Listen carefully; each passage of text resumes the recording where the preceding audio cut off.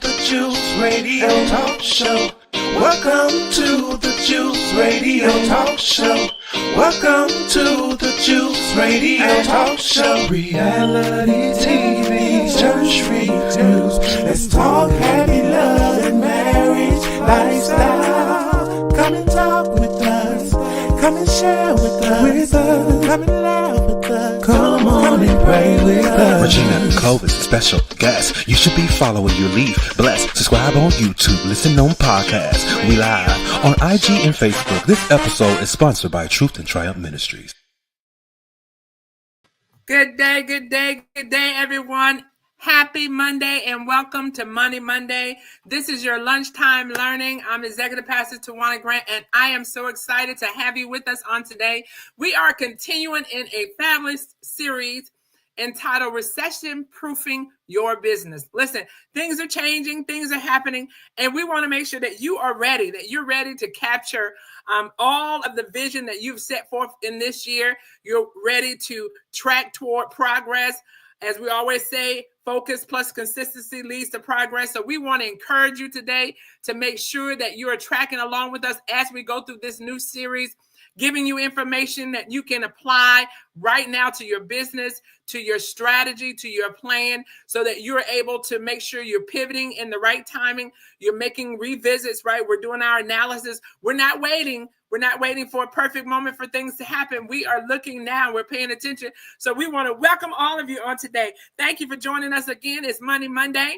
And we want to thank ahead of time, Lady Virgo, Robert Jennings. Thank you for joining us today. We are so excited as we go into our continuous series on recession proofing your business. We want to be thinking ahead. We want to be proactive this year. We don't want to be reactive. Things are going to be moving swiftly. And so we're just enabling you and giving you the information so that you can make good choices, right? We want to make choices based on data so that we're making sound decisions. And so today, in light of all the recent policies and the government changes and the things that are going to happen, it's crucial for you as a business owner, as an entrepreneur, as an innovator, as a ministry leader, that you're ready to adapt. This is the ability to navigate and to move as things change. We cannot be stoic in our movement this year, in our decision patterns, in our plan. I love what Bishop Morton would say, marry the mission and the vision, date the plan. And so you have to be able to date the strategy, meaning I am flexible enough that I will adapt to the changing culture. I will adapt to the changing climate. I will adapt to our economy. I will adapt to our government changes. And so these are things that we have to reframe our thinking. And that helps us when we're going into new adventures, right? We're going into new businesses. We're doing things new and different this year. We want to thrive. We want to go from waiting to winning. And so I want to encourage you that you're going to fortify your organization. This is part of the enablement, fortifying your organization in the event of potential economic downturns in 2025. And so just today, I'm just going to give you 4 key. Listen, it's never exhaustive. This is not exclusive. There are so many indicators to look at because it's also based on your field, your industry, where you are in your business, whether you are a new start business, whether you are one who has been in business for years, or maybe you are a generational business. So it depends on where you are in your business level of acumen, ability, agility. It depends on your industry, your field, your product, your service. And so these are just some of the tools that you can use to leverage as you think about what do I need to be doing. So again, good morning, everyone. We're so excited to have you with us again. Thank you, Angelique. We want to appreciate all of you who continue to join and listen in. And we are very hopeful that the information that you're gaining is allowing you to increase, allowing you to improve, and allowing you to progress. And so let's start with number one. Number one, we're just going to talk about 4 things today. Number one is navigate new tax policies. So again, we're just about to start, and most of you should have already started. We've been having these conversations already. You should have started looking at your taxes for last year, right? But what we're talking about is some of the things that you need to be doing this year in preparation for taxation changes in next year, right? So you don't want to go to your accountant and start getting information and sitting at the table and found out, oh my goodness, things have significant change. So there are going to be changes in federal and state tax rates. There are going to be introductions of new tax regulations, mandates for employee benefits. You're going to be wanting to look at that, employee benefits. And so some of the things that you want to consider as you expand and grow your team, as you expand and grow in the plan that you've set this year, you want to consult with your tax professional early. So again, while you're sitting at the table this year, leverage your time that you're already paying for and start having those conversations proactively. Let's talk about what do I need to understand? How do I need to now make sure I am capturing information differently? Maybe I need to also be a new level set. We talked about last week, looking at pricing. Am I pricing myself correctly? These are some of the things that you want to talk about while you're sitting down with your tax professional, because they can share with you some insights that perhaps you may not have an opportunity to peruse or to review or to even understand. Maybe you read it and it still wasn't clear. This is the time that you share this information. Listen, one of the things that we don't want to do is to silo ourselves away from the people that we're paying to help us. And so if you are paying them to facilitate and operate and support you, then you should come with plenty of questions. You should never come to the table and just drop your information down and say, okay, I'll be back when you finish. No, I want to leverage all of your information. I want to leverage all of your knowledge. I want to make sure that I am getting the best of me through the services that I'm gaining from you. How can I enable myself to be better? And so we want to have that conversation with your tax consultant. Be honest. That is not the time to hide the information, right? They talk about when you go to the lawyer and the lawyer said, what we discuss is between us. And so you can just be honest and tell them what happened. The same is with your tax consultant, right? Or your tax professional, whoever you're working with. Be honest. Don't try and hide anything because they are there to service you. So be present, be proactive, and be engaged. Okay, let's say that. Be present, be proactive, and let's be engaged this year, because we're going to need to do that in order to be able to come out at the end of the year in the black. We don't want to be in the red. We want to come out in the black. And so again, consult with your tax preparer, your professional. Utilize your accounting software. So we talked about this a good bit last year, talking about how do we become more efficient and effective, leveraging the tools that are available to us. We want to get away from us doing everything and allowing AI and technology that is created to make businesses more efficient and effective and run smoother. Leverage them, because it also can decrease on your expenses by using technology. So we want to encourage you in that lane that you would also look at managing with the accounting software. Because if you implement the tools today, it will help you stay updated. There are tools that will help you stay updated with the tax laws, that will help you stay aware of what's coming, so that as the changes are introduced, you can remain compliant. Okay. The next is we want to make sure that we plan for increased expenses. Again, we've seen what's happening in our policy, some of the things that are being presented. So plan for change. So whether in your industry, maybe you won't be as significant impacted as others, but there's a likelihood that there might be an increase in expenses for you to adjust your budget. So this is where you want to be. Again, we're talking about some of the things that can influence us in point number one, as it relates to navigating new tax policies. This is one of them, right? The White House budget proposes raising taxes, mandating paid sick and family leave, which could disproportionately impact small businesses. So again, they are going to look at mandating paid sick and family leave. And so because of that background, right, with increased taxes and mandated benefits, it can sometimes strain your finances, your financial resources. And so that's why we're saying today that you want to look at plan for increases in areas that you may not have had to give strong attention to previously, but now you need to, right? We want to make sure that you do that. Point number two. So again, that's point number one, navigating these new tax regulations and policies. Point number two is looking at and adapting to higher tariffs. So recent policies have been introduced, higher tariffs on imports, affecting businesses that are reliant on international chain supply. And again, perhaps you may not rely on international supply chain, right? You may be getting yours from a different source, from a different capability. It may not be necessary for you to have that. You may be in a position in your frame reference where you don't need them as much as others. But if you do, we want to recognize that because of these increased tariffs, these can lead to higher costs on imported goods. So some of us, if we have products and services that we are purchasing from offshore, and then we are reselling or we're using some items in the production of our final product, you want to consider that, because that means now that you're going to likely have some increases due to the higher tariffs that's being imposed on them. How many know that once there are price increases, it is often passed along to the consumer? We see that now. We actually had an opportunity to go out this weekend, and some of them were saying they're not selling some products that involve eggs because eggs have become constrained or unavailable. Some other produce is now also constrained in prices. Prices are increasing, looking at the gas and looking at oil. And so there's different levels in every area where there might be an increase, and you want to consider that for your particular business. Where could I likely be impacted, where I would want to make sure that I am evaluating? So some of those key indicators, again, could be the rising cost of imported materials. So maybe if you're getting cloth in, maybe you're a designer or a dressmaker. If you're getting in, maybe you're a jewelry person, maybe you're getting the jewelries from offshore. Some of those prices where you were conditioned and accustomed to being a very economical for you to purchase, now that might require you to start making some pricing adjustments and start considering. When we talked about this on last week, we also talked about diversifying some of your vendors, right? Because what happens if the tariff comes and your particular vendor decides, well, I'm not sending anything to the U.S. anymore, and that is the only vendor you have? Well, you've now backed yourself up against the wall, because you've got to quickly look for new resourcing, right?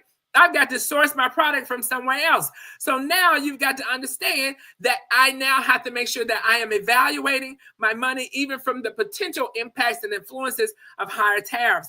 We want to look at the fluctuations in the supply chain. That's what we're talking about. The supply chain reliability. Is your vendor going to be reliable enough through this, right? Because they've got to manage this turn too. They've got to manage this turn. They've got to manage this shift. And so are they solidified enough that even through it, they'll be able to produce at the level that they always have? And of course, there might be some subsequent changes in pricing. So you've got to prepare for that. And then you got to look at changes in the international trade rules and agreements. Maybe because of some agreements that we have, maybe that particular vendor product can no longer be serviced to you, right? And so maybe they'll be looking at some legalities around that as they look at the arguments around some safety, depending on whatever field of industry you're in. There are some products that don't go through the full vetting that others do, but regulatory and compliance-wise, that may change. And so you really need to make sure that you are aware of what could happen and that you're planning and being proactive ahead of time. And so some of the resources and tips that you can do, again, we say diversify your supplies, diversify, explore domestic, meaning onshore. Look at people who might get provided for you. Maybe it might be a little bit higher, but it is reliable. You know, it's sustainable because it is here. And so maybe you want to not just completely stop using your previous vendor. You don't want to completely stop, but maybe what you want to do is start pulling on the levers. Maybe you want to say from being 100 offshore, maybe I want to go to being 25, and then I slowly move to 50, and then I slowly move to 75, and I get it where I'm getting more onshore than offshore, but I'm still able to maintain a good balance in my return on investment, on my ROI. I'm still getting a good return on it. And then therefore I'm able to balance it out with my clients. Also negotiate pricing with your existing vendors, right? And your existing suppliers. Is seek better terms, maybe because things are changing. You want to make sure, again, you're in the pilot seat. You want to make sure that you are having the collaboration you need to with your partners so that there's a mutual understanding. I always say we may not always agree because we have different mindsets. We have different ways of doing things.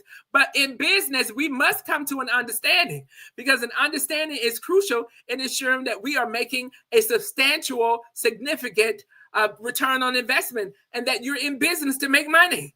And so you have to be watching that. So you want to negotiate your vendor pricing with your existing suppliers, and then review again your pricing strategy. Adjust your pricing, because if it is becoming an increase in your industry, we talked about that before. Looking at your competitors, don't have your head in the sand. come out. We want to be proactive. Look and see what your competitors are doing, how your competitors are pricing. And then you want to make sure that you're competitive. Because I found this in business. Sometimes when you attempt to be, I want to be the lowest. Well, sometimes you degrade your quality trying to be the lowest. Listen, Mercedes-Benz and other high quality vendors, even high quality watches, jewelers, they don't degrade their pricing. They know their business. They know their customers. They know that people will pay for quality. And so sometimes we will degrade our consulting business. When you come with great strength and great quality, great wisdom, great knowledge to help your business owners, you just need to work to find the right people. You've got to operate in such a lane that you understand the value that you bring to the table. And so don't diminish that by outpricing yourself, because you matter. And so if you're the business owner, then you've got to be making sure that you take care of your business. And so that means, again, adjusting your pricing so that it is competitive and that you're providing them the quality. You've got to learn how to speak the language that lets people know, because I am quality, I'm not going to degrade my pricing. Because I do deliver on what I said I would deliver. You're getting more than what I'm giving you. You know, what I'm giving you, you're getting more than what you're paying for it, rather. And so that's the kind of language that you have to express to your customers when you are making a new pricing strategy. Because I don't want to give you less. I want to continue to be able to give you the best. I want to continue to be able to give you the best service. I want to continue to give you the best product. I want to continue to be reliable. I want to continue to be dependable. And because it is in our mutual best interest, here's why I'm increasing my pricing. Don't you know, when people do that and we understand that that's what we like, they're okay with that? How many times in your own personal life when we see prices increasing and we'll say, okay, it's going up a little bit, but they got exactly what I need. They know exactly how I like it. I don't have to change my mind. I don't have to go a different way. They know exactly what they are doing, and they are producing at that high level. I am willing to pay the difference in order to ensure I get quality. And so that's the kind of understanding that we want to have when we're looking at our pricing strategy. Point number 3. Leverage financial technology, like fintech solutions, right? The U.S. Department of Treasury has highlighted the growth of non-banks financial technology. They are providers in small business markets.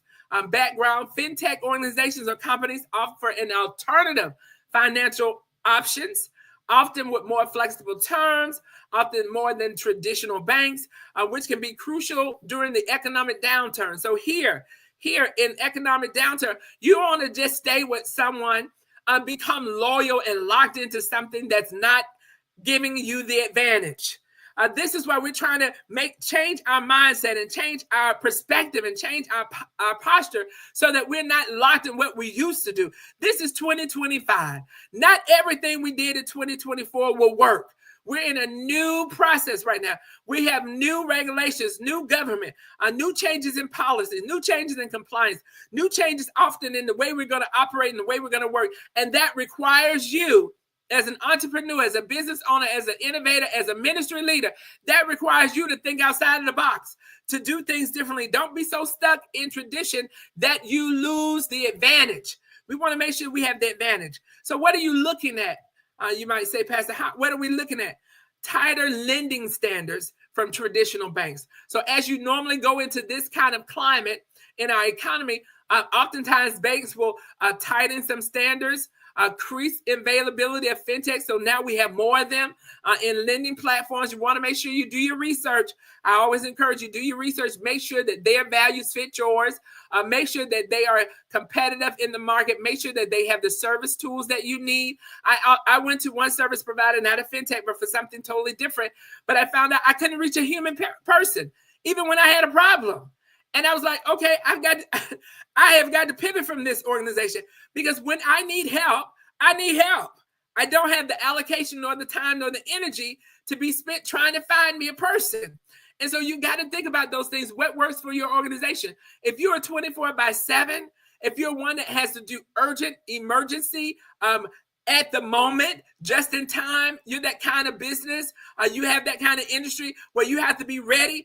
You cannot afford to work with another organization who doesn't move like you move. And so it's very important that as you look at that, as you consider, you start working with an organization that have the dexterity and has the agility to move like you move, and especially in key areas of your business. And so sometimes that requires you to look at other things and other ways and other sources and other suppliers. And because you are loyal to you are loyal to your business, you are loyal to your employees above all else. And so you have to think about that, because you're the leader. You lead from the front. And so they're looking for you to have the vision. And so you've got to learn how to pivot. That's right. You got to learn how to move when there's a different flow. You got to learn how to shift, go with the wind. How many know when you move with the wind, it's smoother?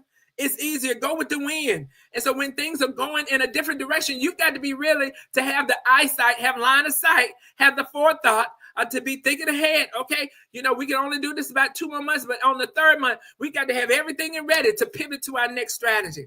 And then next, make sure, because you are looking at other ways of doing things, you're looking for competitive interest rates and terms from alternative lenders, because you're looking for things that make you profitable. We got to look from the advantage and be okay to say, this is not it. This is one of the things that oftentimes we are so in a hurry that we feel like we've got to do something right away, that we jump into things without doing our due diligence or doing our full analysis or considering the worst case scenario. We're always thinking of the best, which is great.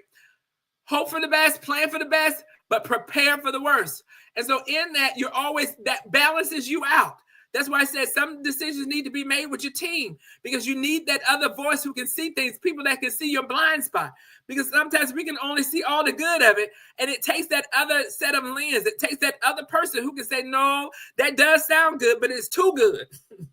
That other person who can come in and say, yes, it sounds like that might work, but let's also consider this other alternative. You need that sounding board to help you to bring in the voices of many. The scripture talks about in the company of many, there's safety. And so there's opportunities when you're making some navigation pivots that you've got to look at the cost from the start to the end. Sometimes it looks great on the beginning. That's right, Kay. Sometimes it looks great in cost on the beginning, but when you look at it and thread it all the way through, from the start of getting it to the delivery, sometimes you lose money. People tell you, oh, I give you this cost, but it takes them too long to get it to you.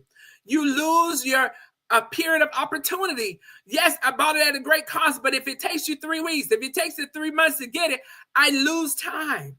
And so you've got to be thinking about all that as you weigh your adjustments. And so some of the resources that you can leverage for point number 3 is that you want to look at, research those fintechs, as I mentioned. Look at your lenders, even if it's a bank, even if it's others, alternative lenders.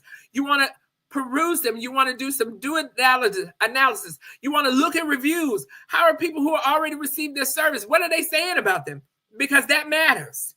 Because sometimes they can get you in the door, but once you're in the door, are you satisfied? Are you happy? Are you receiving what you said or what they told you they would do and what you expected?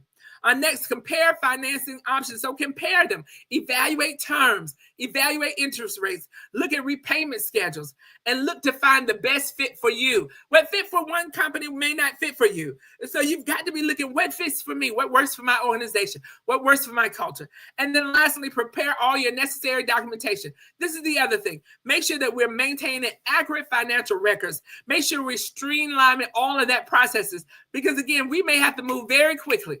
We might have to make some pivots very quickly. And the last thing you want to do is have to glean information and put things together that you have not captured for the last 3, 6, 9 months or last year. You want to be iteratively updating. I'm not saying you have to be in your books every day, because some of us are tasking in multiple vocations. And so our timeline is due diligent in the things that are necessary at the time. But if you have others that you can delegate it into good hands, make sure you're leveraging your team and their expertise so that they make things better. And then also make sure that you're giving appropriate timing. So while we may not be able to task on a certain thing every day, it requires a portion of our time. And so you have to be intentional to give it the time that it needs. And so the fourth and final point today we want to talk about is focused on recession-resistant business models.